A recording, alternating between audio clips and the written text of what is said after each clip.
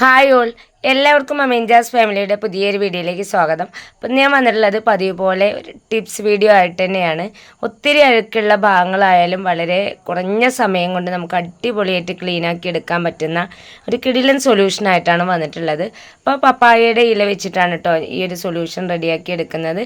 ഇലയുടെ കൂടെ 1-2 ഇൻഗ്രീഡിയൻസ് കൂടി നമുക്ക് ചേർത്ത് കൊടുത്താൽ മാത്രം മതി. ഒറ്റ ഇല കൊണ്ട് തന്നെ വീട്ടിലുള്ള സകല ഭാഗങ്ങളും നമുക്ക് ക്ലീനാക്കി എടുക്കാൻ പറ്റും. പക്ഷെ നമ്മളിത് സെലക്ട് ചെയ്യുന്ന സമയത്ത് നന്നായിട്ട് മൂത്ത ഇല വേണം തിരഞ്ഞെടുക്കാനായിട്ട്. അപ്പോൾ നമുക്ക് ഒട്ടും സമയം കളയാതെ വീഡിയോയിലോട്ട് പോവാം.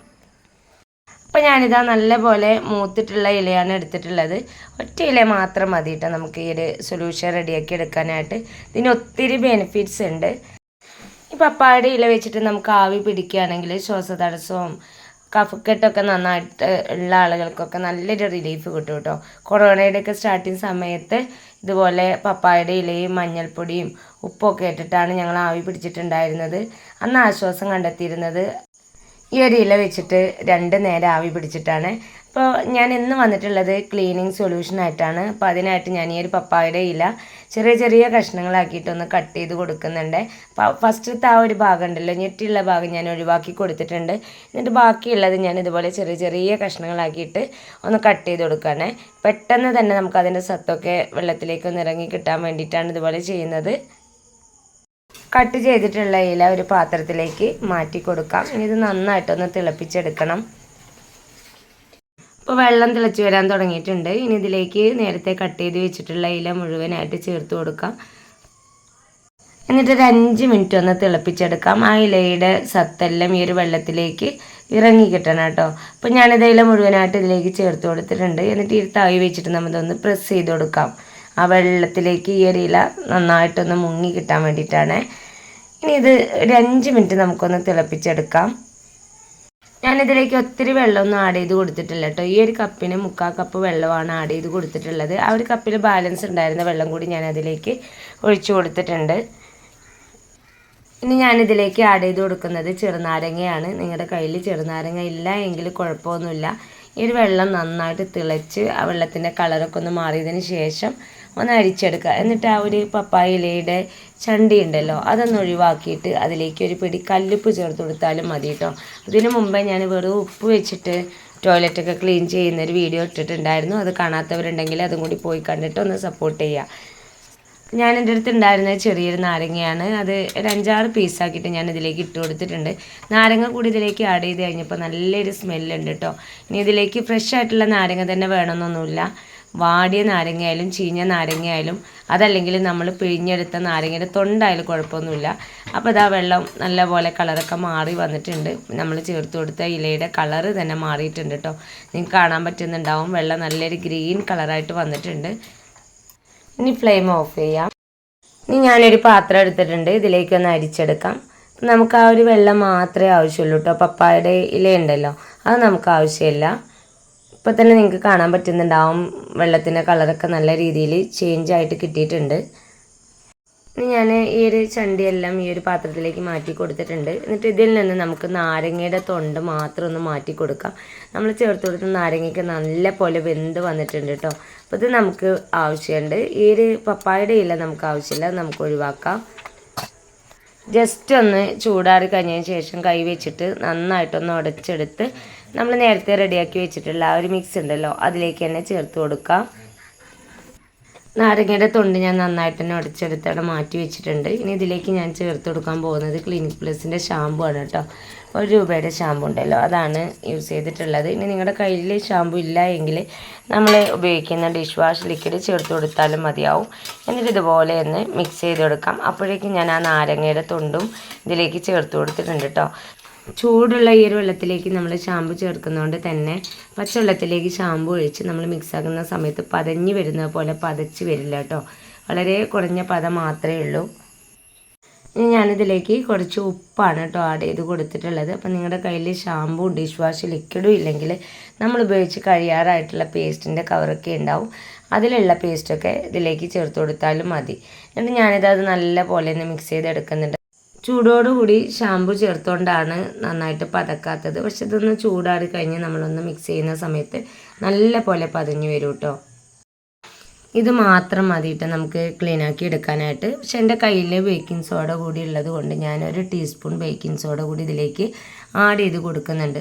ഇനി നിങ്ങളുടെ കയ്യിൽ ബേക്കിംഗ് സോഡയോ അതല്ലെങ്കിൽ നാരങ്ങയോ ഷാമ്പോ ഒന്നുമില്ലെങ്കിൽ പപ്പായ ഇലയിൽ കട്ട് ചെയ്തതിന് ശേഷം ഒരു 5 മിനിറ്റ് ഒന്ന് തിളപ്പിച്ചെടുക്കുക. അതിലേക്ക് ഒരു പിടി ഉപ്പും നമ്മൾ ഒഴിവാക്കിയിട്ടുള്ള പേസ്റ്റും ചേർത്ത് കൊടുത്താൽ മാത്രം മതി കേട്ടോ. അങ്ങനെ നമ്മൾ ക്ലീനാക്കി എടുക്കുകയാണെങ്കിലും ഇതേ റിസൾട്ട് കിട്ടുന്നൊരു കിഡിലൻ ക്ലീനിങ് സൊല്യൂഷൻ നിങ്ങൾക്ക് റെഡിയാക്കി എടുക്കാനും പറ്റും. ഇത് വെച്ചിട്ട് നമ്മൾ ക്ലീൻ ചെയ്യുമ്പോൾ നമ്മുടെ ടോയ്ലറ്റ് ആയാലും കൗണ്ടർ ടോപ്പ് ആയാലും നല്ല ഒരു സ്മെല്ലും ഉണ്ടായിരിക്കും. ഇനി ഇതിൽ നിന്ന് കുറച്ച് ഞാനൊരു പാത്രത്തിലേക്ക് മാറ്റി കൊടുക്കുന്നുണ്ട്. ഈ ഒരു സൊല്യൂഷൻ വെച്ചിട്ട് നമ്മൾ ആദ്യം ക്ലീൻ ചെയ്തെടുക്കാൻ പോകുന്ന ഗ്യാസ് സ്റ്റൗ ആണ്. കുക്കിംഗ് ഒക്കെ കഴിഞ്ഞാൽ ഗ്യാസ് സ്റ്റൗവിൻ്റെയൊക്കെ ടോപ്പിൽ നല്ല പോലെ പൊടിയും എണ്ണമയൊക്കെ ഉണ്ടാവാറുണ്ട്. അപ്പോൾ അതൊക്കെ എപ്പോഴും നമ്മൾ സോപ്പ് വെച്ചിട്ടോ ഒക്കെ ക്ലീൻ ചെയ്യുക എന്നുള്ളത് കുറച്ച് ബുദ്ധിമുട്ടാണ്. എന്നാൽ ഇതുപോലെ ഒരു സൊല്യൂഷൻ ഉണ്ടെങ്കിൽ നമുക്ക് പെട്ടെന്ന് തന്നെ ക്ലീൻ ആക്കി എടുക്കാൻ പറ്റും കേട്ടോ. അപ്പോൾ ഞാൻ അതിൻ്റെ ബർണറൊക്കെ ഒന്ന് മാറ്റി കൊടുത്തതിന് ശേഷം ആ ഒരു ഭാഗത്ത് ഇതുപോലെ ബോട്ടിൻ്റെ ലിഡൊന്ന് വെച്ച് കൊടുത്തിട്ടുണ്ട്. ഇതുപോലെ നമ്മൾ ചിരട്ടയോ ലിഡൊക്കെ വെച്ച് കൊടുത്ത് ക്ലീൻ ചെയ്യുകയാണെങ്കിൽ ആ ഒരു വശത്തേക്ക് നമ്മൾ ക്ലീൻ ചെയ്യുമ്പോഴൊന്നും വെള്ളമാകാതെ നമുക്ക് കീപ്പ് ചെയ്യാൻ പറ്റും കേട്ടോ. അപ്പോൾ 2 ലിഡും എനിക്ക് ആപ്റ്റായിട്ട് തന്നെ കിട്ടിയിട്ടുണ്ട്. നീ നേരത്തെ റെഡിയാക്കി വെച്ച ആ ഒരു സൊല്യൂഷൻ ഗ്യാസ് സ്റ്റൗവിൻ്റെ മുകളിൽ അതുപോലെ ആ ഒരു പ്ലേറ്റിൽ ഇതുപോലെ ഒന്ന് ഒഴിച്ച് കൈ വെച്ചിട്ട് തന്നെ ഒന്ന് അടിച്ചെടുക്കാം. അപ്പോൾ ഗ്യാസിൻ്റെ ടോപ്പ് വശമൊക്കെ നമുക്ക് കൈ വെച്ചിട്ട് അടിക്കുന്ന സമയത്ത് തന്നെ നല്ല രീതിയിൽ ക്ലീൻ ആയിട്ട് കിട്ടും കേട്ടോ. പക്ഷെ ആ ഒരു പ്ലേറ്റിലൊക്കെ എനിക്ക് തുരുമ്പ് പിടിച്ച പോലെയൊക്കെ ഉണ്ട്. അപ്പം ഞാൻ അത് കുറച്ച് പൊടിയുപ്പും കൂടി ചേർത്ത് കൊടുത്തിട്ടാണ് അടിച്ചെടുത്തിട്ടുള്ളത്. ആ ഒരു പ്ലേറ്റിൽ മാത്രം അല്പം ഒന്ന് പൊടിയുപ്പ് ചേർത്ത് കൊടുത്തിട്ടുണ്ട്. കൈ വെച്ചിട്ട് തന്നെ ഒന്ന് അടിച്ചെടുക്കാം. അടിച്ചെടുക്കുന്ന സമയത്ത് തന്നെ ആ ഒരു പ്ലേറ്റിലുണ്ടായിരുന്ന ചെറിയ രീതിയിലുള്ള തുരുമ്പൊക്കെ എനിക്ക് പോയി കിട്ടിയിട്ടുണ്ട് കേട്ടോ. ഇനി ഒത്തിരി നമ്മൾ കൈ കൊണ്ട് അടിച്ചിട്ട് പോകണില്ലെങ്കിൽ ഇതുപോലെയുള്ളൊരു കുഞ്ഞ് സ്ക്രബ്ബറിൻ്റെ പീസ് എടുക്കുക. സാധാരണ നമ്മൾ ചകിരിയുടെ സ്ക്രബ്ബറാണ് കേട്ടോ ഞാൻ യൂസ് ചെയ്തിട്ടുള്ളത്. എന്നിട്ട് ഇതാ നമ്മൾ ആ ഒരു ലിഡിലൊന്ന് പിടിച്ചു കൊടുത്തതിന് ശേഷം ആ ഒരു വശം ഈ ഒരു രീതിയിലൊന്ന് അടിച്ചെടുക്കുക. അപ്പോൾ ഒരുപാട് നമ്മൾ സ്ട്രെസ് ചെയ്യൊന്നും വേണ്ട. സിമ്പിളായിട്ട് നമ്മൾ അടിച്ചെടുക്കുന്ന സമയത്ത് തന്നെ ആ ഒരു ഭാഗത്തുണ്ടായിരുന്ന അഴുക്കും കറയൊക്കെ എനിക്ക് നല്ല രീതിയിൽ പോയി കിട്ടിയിട്ടുണ്ട്. എല്ലാ വശവും അടിച്ചെടുത്തതിന് ശേഷം ഒരു ഉണങ്ങിയ തുണി വെച്ചിട്ട് ഉപ്പിൻ്റെ ലിക്വിഡൊക്കെ ഒന്ന് തുടച്ചെടുക്കുന്നുണ്ട്.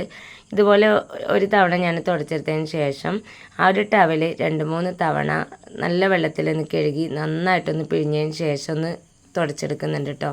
2 തവണയാണ് ഞാൻ തുടച്ചെടുത്തിട്ടുള്ളത്. അപ്പോഴേക്കും തന്നെ എനിക്ക് ആ ഒരു ഗ്യാസ് സ്റ്റൗവൊക്കെ നല്ല പോലെ ക്ലീനായിട്ട് കിട്ടിയിട്ടുണ്ട്. ക്ലീൻ ചെയ്തതിന് ശേഷമുള്ള ഗ്യാസ് സ്റ്റൗവിൻ്റെ ഫൈനൽ ലുക്കാണ് കേട്ടോ അത്. നന്നായിട്ട് തന്നെ ഗ്ലേസിങ് ആയിട്ട് എനിക്ക് കിട്ടിയിട്ടുണ്ട്. ഗ്യാസ് സ്റ്റൗവിൻ്റെ ടോപ്പ് വശമായാലും ആ ഒരു പ്ലേറ്റിലൊക്കെ നിങ്ങൾക്ക് തന്നെ കാണാൻ പറ്റുന്നുണ്ടാവും.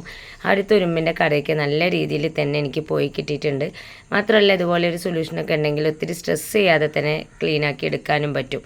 പിന്നെ ഈ ഗ്യാസ് സ്റ്റൗവൊക്കെ ക്ലീൻ ചെയ്യുമ്പോൾ എല്ലാവരും ഈ ഒരു സൊല്യൂഷനും കൂടി ഒന്ന് ഉണ്ടാക്കി ക്ലീൻ ചെയ്ത് നോക്കണേ. ഇനി ഈ ഒരു സൊല്യൂഷൻ വെച്ചിട്ട് നെക്സ്റ്റ് ഞാൻ ക്ലീൻ ചെയ്തെടുക്കാൻ പോകുന്നത് ഈ ഒരു ഏരിയ ആണ് കേട്ടോ. ഗ്യാസ് വെച്ചതിൻ്റെ തൊട്ട് പിറകിലുള്ള വശം. അപ്പോൾ ഇവിടെ നമ്മൾ കുക്ക് ചെയ്യുമ്പോൾ എണ്ണയായാലും ഇതുപോലെ തെറിച്ച് വൃത്തികേടാവാറുണ്ട്. നേരത്തെ ചെയ്ത അതേ പ്രൊസീജിയർ തന്നെയാണ് കേട്ടോ. ആ ഒരു ലിക്വിഡ് ഒന്ന് അപ്ലൈ ചെയ്തിട്ട് കൈ വെച്ചിട്ടൊന്ന് അടിച്ചെടുക്കുന്നുണ്ട്. ചെറിയൊരു സ്ക്രബ്ബർ എടുത്തിട്ടുണ്ട് കേട്ടോ. നേരത്തെ ഞാൻ അടിച്ച അതേ സ്ക്രബ്ബർ തന്നെയാണ് എടുത്തിട്ടുള്ളത്. നല്ലൊരു കോട്ടൺ തുണി നനച്ചതിന് ശേഷം ഇങ്ങനെയൊന്ന് തുടച്ചെടുക്കാം. അപ്പോൾ തന്നെ നമുക്ക് ആ ഒരു ഭാഗം നല്ലപോലെ ക്ലീൻ ആയിട്ടുണ്ട് കേട്ടോ. ഒരു വശവും ഞാൻ ഇതുപോലെ ക്ലീൻ ആക്കി എടുത്തിട്ടുണ്ട്. ഇപ്പോൾ നിങ്ങൾക്ക് കണ്ടാലറിയാൻ പറ്റുന്നുണ്ടാവും നമ്മുടെ ഗ്യാസ് സ്റ്റൗ ആയാലും ഗ്യാസ് സ്റ്റൗ വെച്ച ആ ഒരു ഭാഗമൊക്കെ നല്ലപോലെ എനിക്ക് ക്ലീൻ ആയിട്ട് കിട്ടിയിട്ടുണ്ട്. ആഴ്ചയിൽ 2 തവണയെങ്കിലും ഈ ഒരു രീതിയിൽ നിങ്ങൾ ക്ലീൻ ചെയ്യുകയാണെങ്കിൽ എന്നും നിങ്ങളുടെ ഗ്യാസ് സ്റ്റൗവും അതിൻ്റെ വെച്ച ആ ഒരു ഏരിയയൊക്കെ നല്ലപോലെ ക്ലീൻ ആയിട്ട് തന്നെ നിൽക്കും. ഈ ഒരു സൊല്യൂഷൻ വെച്ചിട്ട് കൗണ്ടർ ടോപ്പും നമ്മുടെ ഡൈനിങ് ടേബിളും ഒക്കെ ക്ലീൻ ചെയ്തെടുക്കാൻ പറ്റും കേട്ടോ. ഇനി ഞാൻ ക്ലീൻ ചെയ്ത് കാണിക്കാൻ പോകുന്നത് മിക്സിയാണ്. മിക്സി നമ്മൾ ക്ലീൻ ചെയ്യുന്ന സമയത്ത് ഒരിക്കലും ഈ ഒരു ലിക്വിഡ് ഡയറക്റ്റായിട്ട് നമ്മൾ അതിലേക്ക് അപ്ലൈ ചെയ്ത് കൊടുക്കരുത്.